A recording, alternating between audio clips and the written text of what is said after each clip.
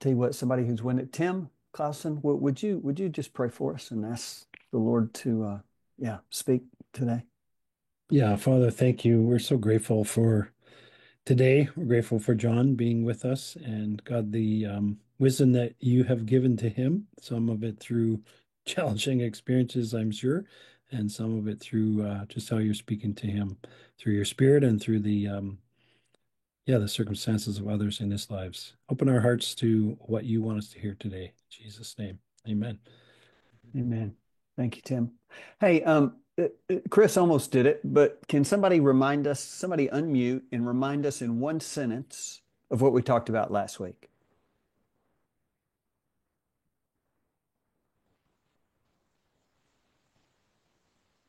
Anybody? One sentence. Come on, bravery.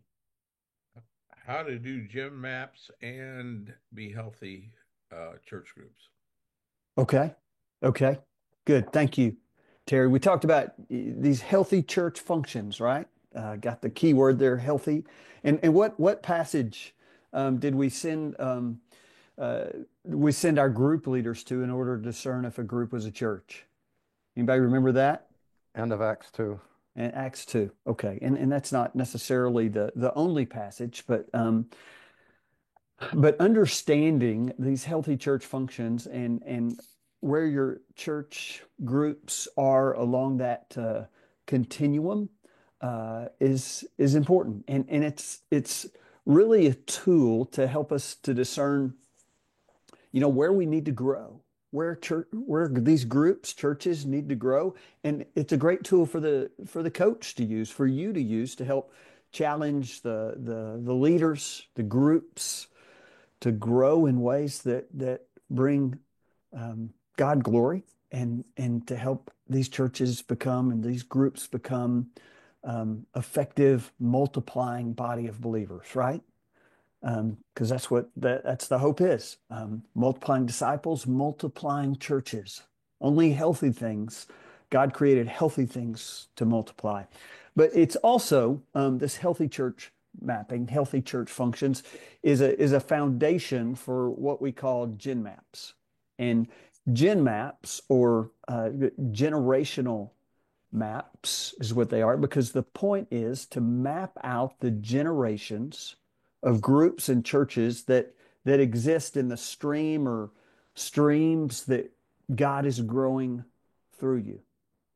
So f to do this exercise, this gen mapping exercise, I'm going to share my screen, my iPad here, and get here. And so I'm just going to pretend that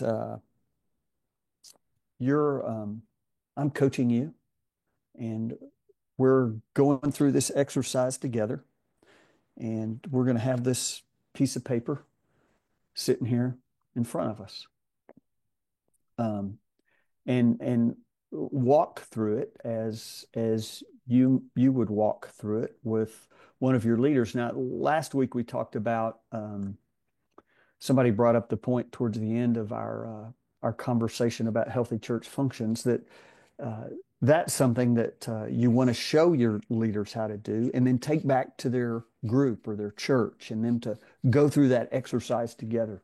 This is something that you're going to go through um, with the coach themselves. You're going to walk through with them, and it would be best if you both had a piece of paper in front of you to walk through it, and at the same time you were showing them, they were copying what you were doing, especially if you had multiple coaches you were walking through this with. Now, when would you go through this with the folks you're coaching?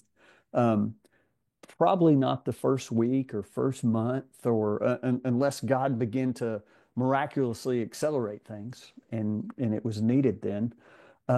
But probably when they start multiple groups, probably not their first group, but once they have multiple groups going, this is probably going to start being a useful tool with them. And like I said, if I was coaching in a group, say I had 5 folks I was coaching in a group, and only one of them was at the point where they really needed this, I'd still go through it with everyone in the group just so the others could be exposed to it, even though it might not be as applicable with them at the time. And I would again sit down with them. I'd have a piece of paper, I'd have a pen, um, and I would start in this way. And again, we're building these generations. And well, let's see. Be good if my pen was working. So I draw it like this. So here's an example. Here's John and Cindy. We're starting this stream of churches. And here's the first circle. We're going to draw these churches or groups in circles. And you notice this is dotted lines. So if it's dotted lines, it's a group. It's a group and not yet a church. Again, we've determined that as we've gone through that healthy church functions exercise, and okay, this is a group. Now, inside this circle, as you're labeling your generations, you can put different things. Here's what I've come to that I like to put in this circle. 1, 222. And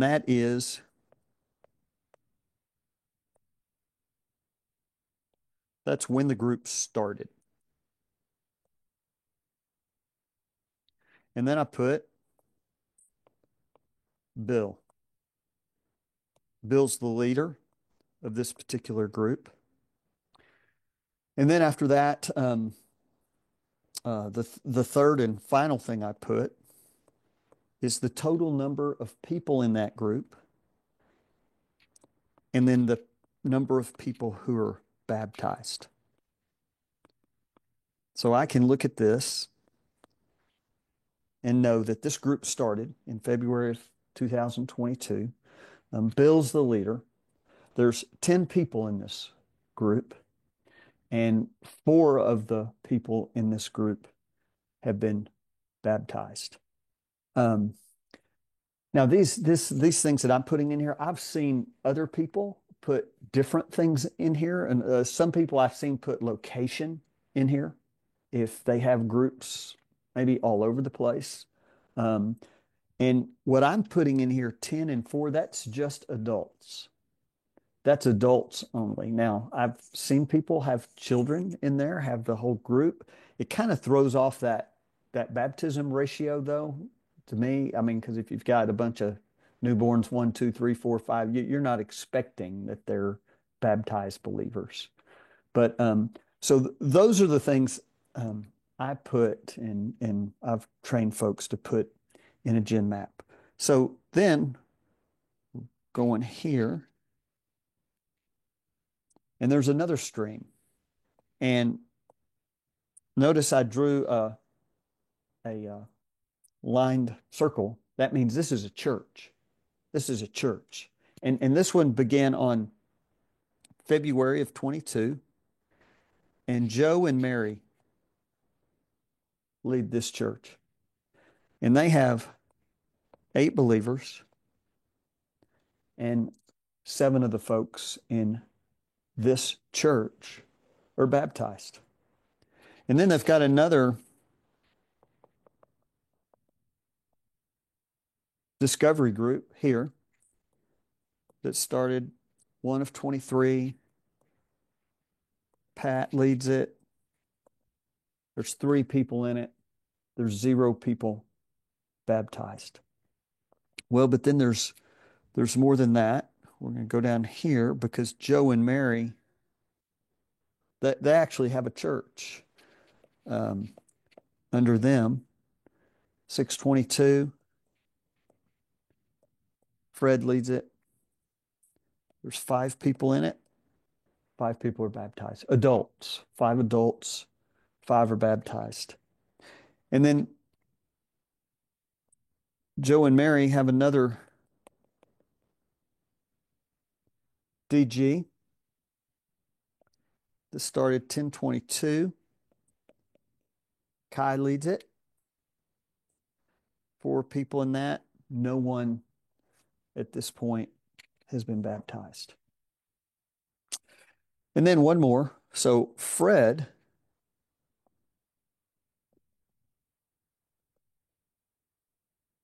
he started a group as well. And this group started 12 of 22. Bob leads it. It's got 5 people and 1 person in that group to this point has been baptized. So this is the essence of a gen map. You're just showing. So we're going to assume in this example that John and Cindy up here at the top, they're a Gen Zero church. They're part of a Gen Zero church. So how many generations would we have? Well, if Joe and Mary were lost and started in a DG and then became believers and this church started through them, that's 1 generation. Then Fred, we're assuming the same thing there, came to Christ, formed the group, which became a church, 2 generations. So we see they've got 2 generations and a third potential generation church that's currently a group. Okay. I'll get up here, make sure I'm not. So I would write this out and I would have them, as I'm writing it out, have them write it out as well. Now, I like to do this on pen and paper, pencil and paper, pen and paper. And there's some great apps out there that you can do this with.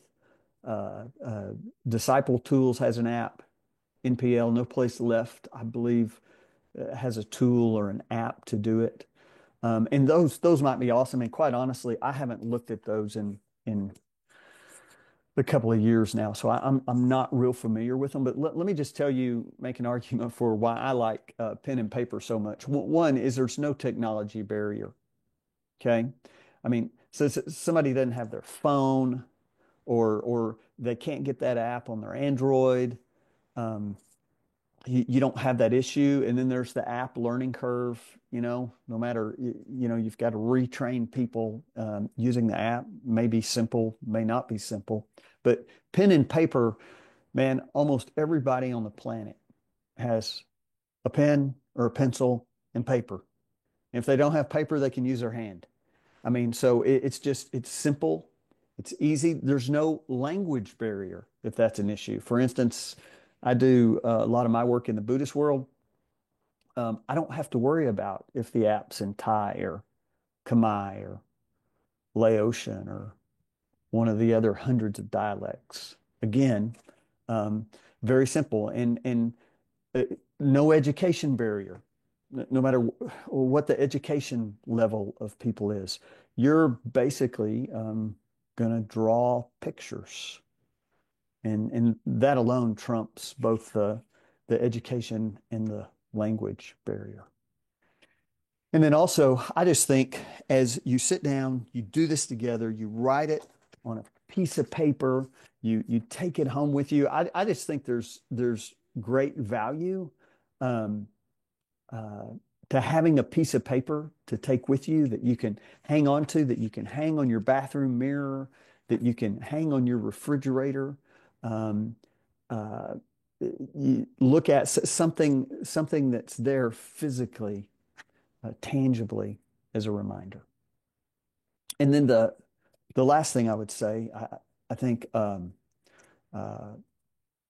for us, I mean, that's more of a, no, I'll skip that. That comes in a minute. But those would be my arguments as to why pen and paper is a valuable way to sit down and do this and have them do it as well. But like I say, there are apps that you can do this with. So how often do you do this? I mean, how often do you ask your leaders to do one of these maps or you know, I think the best way is have them do it and bring it and then you review it together. Um, our coaching group this year, we're scheduled, we're going to do it 3 times essentially this year. We have goals that everybody has, and then we have this. And so once every 2 months. So in January, we're doing goals. In March, we'll do Gen Maps. May, we're doing goals. July, we're doing Gen Maps, yada, yada, through the year. So 3 times this year, I'll ask them to prepare their Gen Maps, and then we'll break out in our group and go through them together, ask questions, present them, have them there. Now, if you have something that's experiencing miraculous multiplication, some of you guys may have experienced this. You may need to do them much more often than that. I don't know. I don't know what that rhythm would be if if there's churches, if there's groups being formed every week and every month you've got new churches. There may be a much quicker rhythm that you want to go through this. Um, but that's the rhythm. That's the rhythm that we're using for our groups, our coaches in the coming year. Now, another thought: the next time you do them, so you did them once, you're going to do them again. You only put on your Gen Map your existing and new groups and churches. In other words, if a group drops off, it drops off your Gen Map.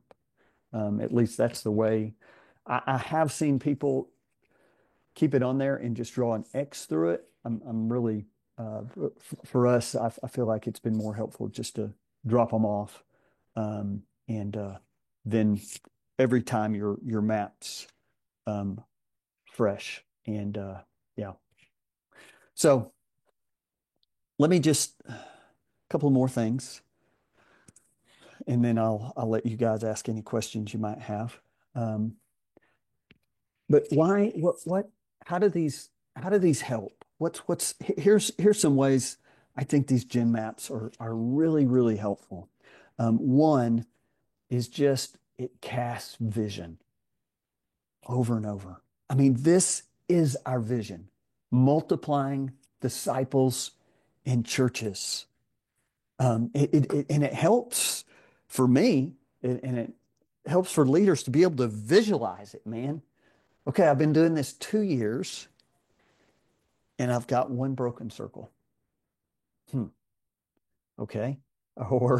Or I've got this stuff going on, but wow, I didn't realize I had that much going on. But it just helps us to visualize it. And at the same time, secondly, it expresses expectation, right?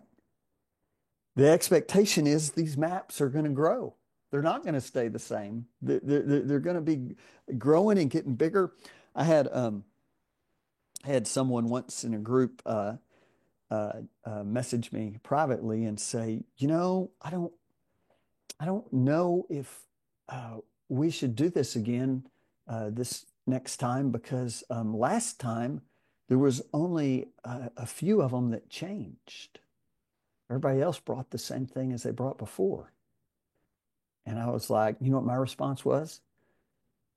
Sounds like that's why we may need to be doing them if they're not changing.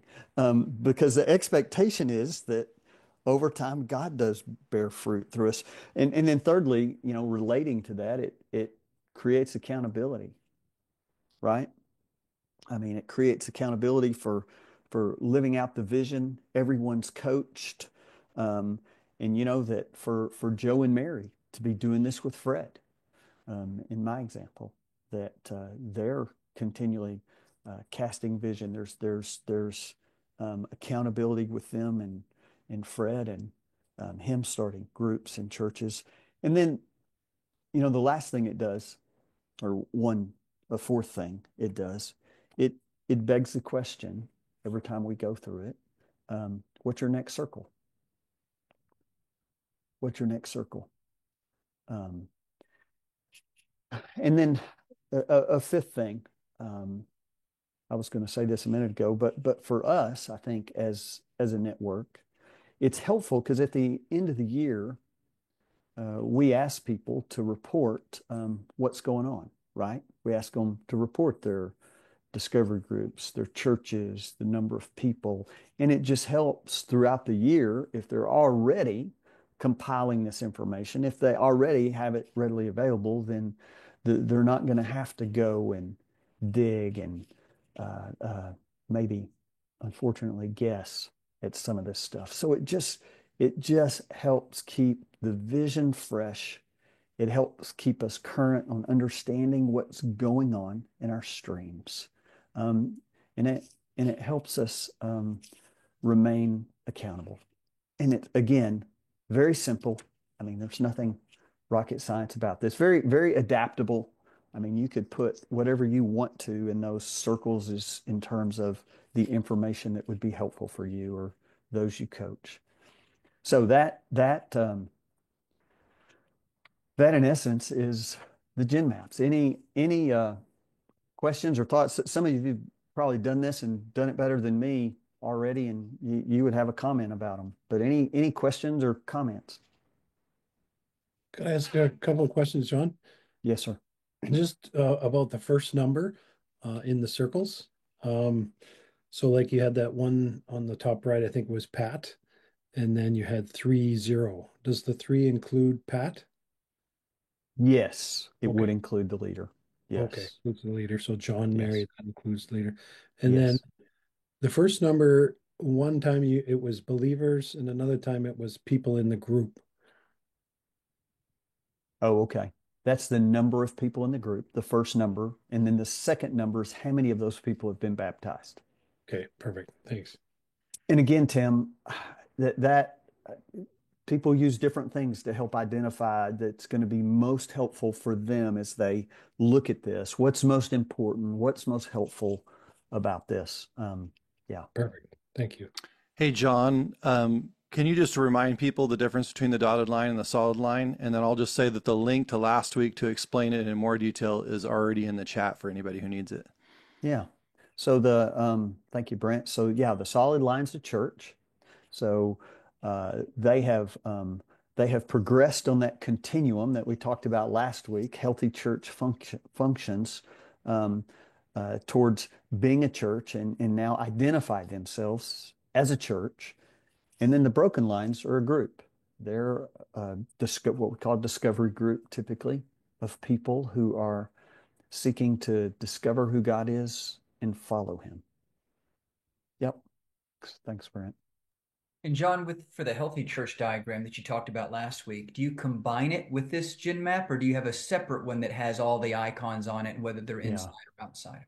Yeah, it's separate typically. I haven't seen anyone. I guess you could put those icons in here, but the idea is that you've already done that. You've already done the healthy church, so you know when you come to this what the it just if you were doing this quite often, it would be a lot of work to rewrite all those little icons in here. And I I'm not sure for this bigger picture view how helpful that would be, but it could be for somebody and they would want to. But typically what I've done and what I've seen is, yeah, you have two separate, you have the healthy church functions, um, exercise you go through, and then that then leads you to this. Uh, yeah. I got a question, John. So are Bill and and Joe, Mary, and Pat in your Gen Zero church? In this example, no, Okay, no. Yeah, but they have their own church. Yeah. they could have come. They could have come from your Gen Zero church. Is that right? Too, or is these are contacts you've made Yes. specifically? So other people in your Gen Zero church would have their own maps. Exactly. Okay. Exactly, Grace. So Cindy and I are in a church with three other families, and so they would have their own maps where they identify and yes, because we're not asking people to leave our churches to multiply, right? We're asking them to multiply outside of our churches, and yeah, so yeah, good question though. That's good. John, I have a question for you. Mm-hmm. How do you how do you distinguish the difference between a discovery group and a church? Okay. I would refer you to last week's video. Okay. That's what we talked about last week is which is a great question, but it's foundational to this. But yeah, if you can go back, have time to watch that video, I think that will be helpful in understanding that. Okay, thank you. You're welcome. John, can I ask a question? Yes, sir. Doing something I never learned in school, raising my hand there. It just felt awkward. Anyway, hey, question. You said we kind of bounce back and forth between GenMaps and vision casting, or GenMaps and vision. What is vision, and is that where the 7 sails come in? I think, yeah, GenMaps and goals, you I'm mean? sorry, goals, yeah. Yeah. So our group, I mean, just we use the 7 sails to come up with goals for this next year, for 2025. We just challenge each other to have, uh, um, uh, obviously prayerfully, what's God want me to accomplish in these goals, and so it doesn't really dovetail with this, but that's kind of the rhythm we're using this Yeah. year to review both of those different items. Okay, perfect. Thank you, Yeah, brother. yeah. And I said this to you, but I think it just be encouraged. Just this week, showed one of my disciples gen mapping. Of course, he looked at me, he goes, "Man, where'd you get this?" I said, I just got it. And he goes, "Is there more to it?" And I said, probably. I'll let you know next week. No, I'm just kidding. Anyway, it was really fun to talk with him about that and just see his eyes light up. It was really fun. So thank you, That's brother. awesome. Yeah. Oh man. Um, I've got a few more minutes here, don't I, Chris? Can I share? I'm going to share one more thing, and this is a gen map on steroids, okay? Because some of you would say, well, not everything we keep up with in our network is on here, trainings and some of those other things. And yeah, let me just share this with you let's see. This is another map that this comes from a friend of Chris and I's, both named Jonathan Holland, who is on the field. And he's mentored me some, and so this is a gen map, and you can see over here, this is what we just did. This is groups and churches, and I honestly don't use this. I've done this a couple of times. It's just there's a lot to it, but this is, and then up here on the top are the groups of people who are praying for him. And I think this is one of the reasons I love this, because we all need people who are praying for us continually. Man, if you don't have a group of people who are praying for you, man, I encourage you, start today. Find a group of people who be your prayer team. And this is all of their prayer teams. That's pretty cool. Then they've got here, these are all the groups they've trained. Okay.